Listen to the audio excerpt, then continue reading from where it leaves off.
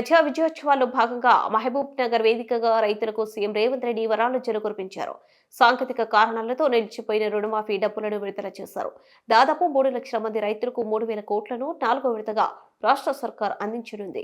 రైతు పండుగ ముగింపు వేడుకలు భారీ ఏడాది పాలనపై విమర్శలు గుప్పిస్తున్న విపక్షాలకు ధీటైన సమాధానం ఇచ్చారు. 10 ఏళ్లలో బీఆర్ఎస్ చేయలేని పనులు కాంగ్రెస్ 10 నెలలు చేసి చూపెట్టిందని అన్నారు. బీఆర్ఎస్ సరిగా పాలన చేసి ఉంటే రైతు రుణమాఫీ చేయాల్సి వచ్చిందంటూ సీఎం రేవంత్ రెడ్డి ప్రశ్నించారు. ఈ రైతు పండుగలో వేలాదిగా తరలి వచ్చి ఈనాడు మేము సంతోషంగా ఉన్నాం.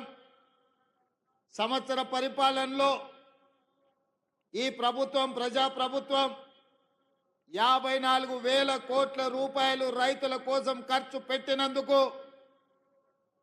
తెలంగాణ రాష్ట్ర 4 కోట్ల రైతాంగానికి మీ ఆశీర్వాదంతో ఈరోజు రాష్ట్రానికి నాయకత్వం వహించిన నా తరఫున మొత్తం రైతాంగానికి సందేశం పంపించడానికి విచ్చేసి ఈ పండుగ ఇక్కడే కాదు తెలంగాణలో ఉన్న రైతు వేదికల దగ్గర లైవ్లో లక్షలాది మంది రైతులు ఈ పండుగ కార్యక్రమాన్ని పాలమూరు జిల్లాలో జరుగుతున్న ఈ ఉత్సవాన్ని ప్రత్యక్షంగా తిలకిస్తున్నారు.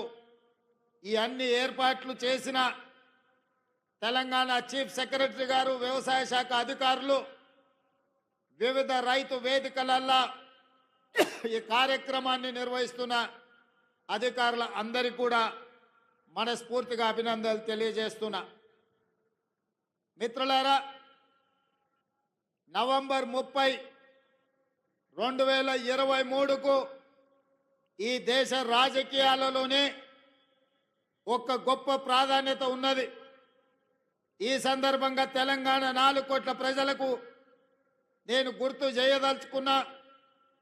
పోయిన సంవత్సరం నవంబరు 30 తారీఖు 2023 నాడు ఈ రాష్ట్రంలో ఉన్న దాదాపుగా 35,000 పోలింగ్ బూతులలో లక్షలాది మంది బారులు తీరి చీమల దండై దొరల గడీలను కుప్పగూల్చి ప్రజా ప్రభుత్వాన్ని తేవడానికి పోలింగ్ బూతుల్లో 92 లక్షల ఓట్లు కాంగ్రెస్ పార్టీకి, సోనియమ్మ నాయకత్వానికి అండగా నిలబడి ఇవాళకి సరిగ్గా సంవత్సరం పూర్తి చేసుకున్నాం. మనస్ఫూర్తిగా మీకు అందరికీ ధన్యవాదాలు తెలియజేస్తున్నా. మీరందరూ పెద్ద ఎత్తున చప్పట్లతో మొదటి సంవత్సరం పూర్తి చేసుకున్న ఉత్సవాన్ని ఈ ప్రపంచానికి తెలియజేయాల్సిందిగా మీ అందరికీ విజ్ఞప్తి చేస్తున్నా.